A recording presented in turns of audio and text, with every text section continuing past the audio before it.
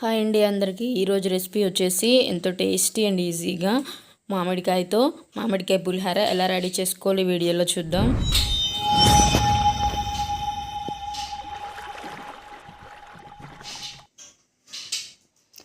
First నేను ఇక్కడ 2 మామిడికాయలు తీసుకుంటున్నాను. ఫస్ట్ దీనిపైన తొక్కంతా కూడా మనం తీసేసుకోవాలి. ఈ విధంగా ఫస్ట్ ఇలాగ చాకుతో కొంచెం కట్ చేసేసుకొని ఈ విధంగా మనం తొక్కంతా తీసేసుకోవాలండి. మామిడికాయ పులిహోర చాలా బాగుంటుంది, టేస్టీగా కూడా ఉంటుంది. మీరు కూడా ఈ రెసిపీ అనేది ట్రై చేయండి. అలా తొక్కంతా తీసిన తర్వాత ఇలా చిన్న చిన్న ముక్కలుగా కట్ చేసేసుకున్నాను.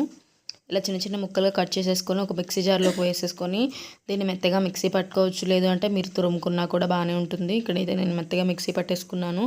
తర్వాత స్టవ్ ఆన్ చేసేసుకొని స్టవ్ మీద ప్యాన్ పెట్టుకొని మనం కావాల్సినంత ఆయిల్ అయితే యాడ్ చేసుకోవాలి. ఇక్కడ నేను 3 స్పూన్స్ వరకు ఆయిల్ అయితే యాడ్ చేసుకున్నాను.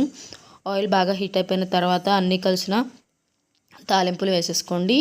ఈ విధంగా మనం తాలింపులు వేసేసుకున్న తర్వాత కొన్ని పల్లీలు కూడా వేసుకొని వీటిని లో ఫ్లేమ్లో పెట్టుకొని బాగా ఫ్రై చేసేసుకోవాలి. సో ఈ విధంగా మనం ఫ్రై చేసేసుకోవాలి.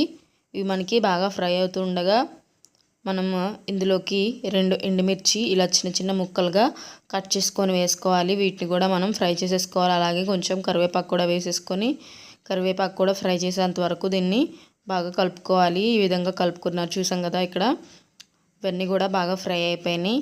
ఈ విధంగా మనం లో ఫ్లేమ్లో పెట్టుకొని ఫ్రై చేసేసుకోవాలి. మనకి పులిహోరలోకి ఆయిల్ అనేది ఎక్కువగా ఉంటేనే మనకి బాగుంటుంది పులిహోర అనేది. తర్వాత ఏదైతే మనం మిక్సీ పట్టుకున్నామో దాన్ని అయితే ఇందులోకి వేసేసుకుందాం. మామిడికాయ ముక్కలు కట్ చేసుకొని మిక్సీ పట్టుకున్నాం కదా, ఆ పేస్ట్ని అయితే ఇందులోకి వేసేసుకొని ఈ విధంగా కలుపుకోవాలి ఒక 2-3 మినిట్స్ వరకు. ఈ విధంగా ఇది కూడా కొంచెం సేపు ఉడికిన తర్వాత ఇందులోకి 1/2 టీ స్పూన్ వరకు పసుపు అనేది యాడ్ చేసేసుకుందాం. పసుపు అనేది యాడ్ చేసుకొని మొత్తం కలిసేంత వరకు ఒకసారి ఈ విధంగా కలిపేసుకోవాలి. ఈ విధంగా కలుపుకున్న తర్వాత ఒక 2 మినిట్స్ వరకు దీన్ని కూడా ఉడకనిచ్చేసేయాలి పచ్చివాసన పోయేంత వరకు. తర్వాత రుచికి సరిపడినంత సాల్ట్ అనేది కూడా యాడ్ చేసేసుకుందాం.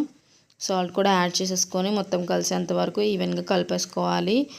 తర్వాత మనం ఇందులోకి ఉడికించిన రైస్ అయితే వేసుకోవాలి. ఫస్ట్ నేను ఇది చేసే ముందే నేను రైస్ అనేది ఉడకబెట్టేసుకున్నాను. ఉడికిన తర్వాత నేను దీన్ని స్టార్ట్ చేసుకుంటున్నాను. ఈ విధంగా వేడి అన్నం అయితే ఇందులోకి వేసేసుకొని మొత్తం కలిసేంత వరకు బాగా కలుపుకోవాలి. సో ఈ విధంగా ట్రై చేస్తే మామిడికాయ పులిహోర చాలా బాగా వస్తుంది. సో పైన కొంచెం కరివేపాకు కూడా పెట్టండి. అంతే అండి, మీరు ట్రై చేయండి రెసిపీ.